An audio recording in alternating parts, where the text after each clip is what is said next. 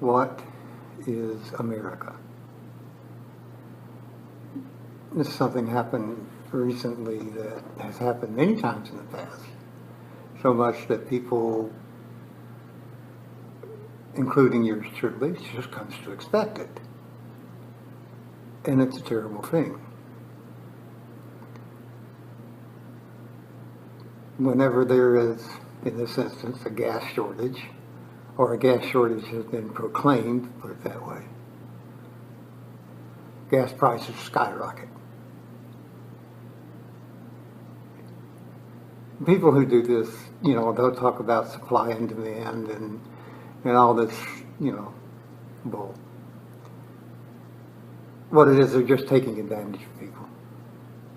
They're choosing purposely not to be loving, but to set themselves apart from others. And in this case, apart from other Americans. We are all Americans. We are all one family. We are all brothers and sisters. You do not treat your family this way.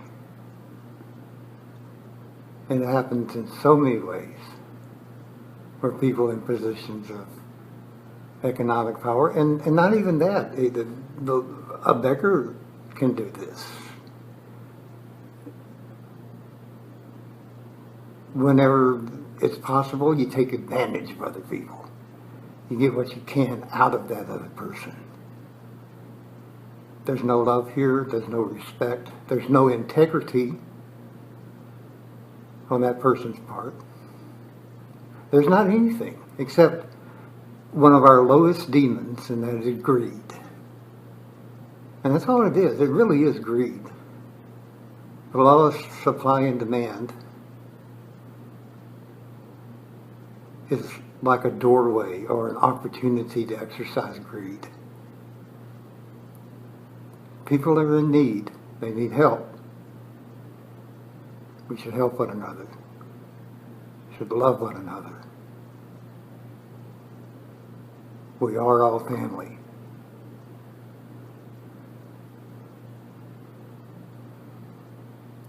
And we are splitting our nation in half. And then in half again. And then in half again. Think of the old story of the father who had a number of sons. And he was getting ready to pass on. And he wanted to impart one last lesson to his son. So he took out a bundle of sticks, one stick for each of his sons, and handed it to them. Each one tried to break the bundle. Of course, it wouldn't break. Then he took the bundle apart and handed each one a stick, and they could break that stick easily.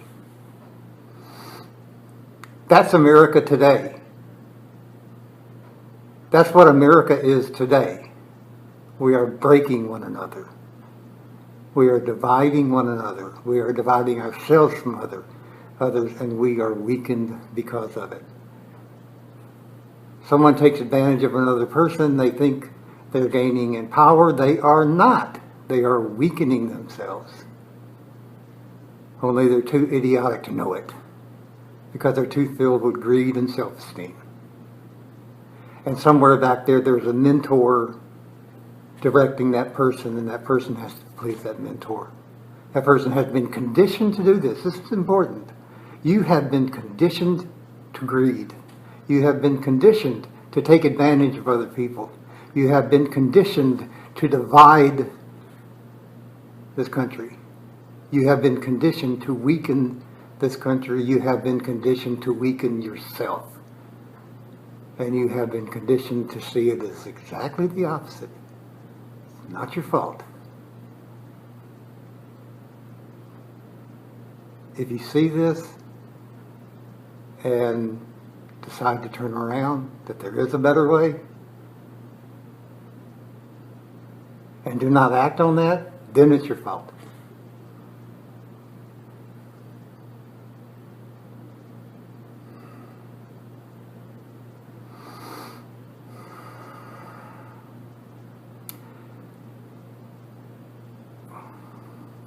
Think of living in a country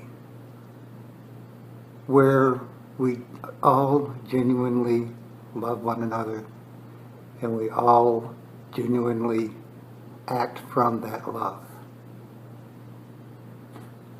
What would that do for our experience of self, our knowing of self?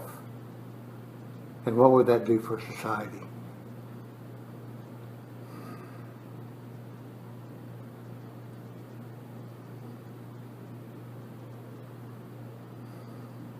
What would that do for society? What would that do for you? All indications are, as everybody keeps talking about, that we're in for a rough ride. Next few hundred years. I don't know if that's true or not. If it is true, then we're going to need one another more and more, as time goes by. And if it's not true, we're still going to need each other more and more as time goes by. Just to survive. We need to love one another just to survive, so that we do not tear this country apart during hard times.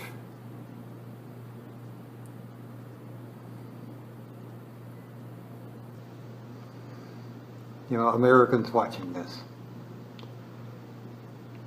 You are a member of a family, and we're all after the same thing. And that is happiness. You do not become happy or find happiness by causing misery and hardship for others. Doesn't work that way. Smugness, yeah. Haughtiness, yeah.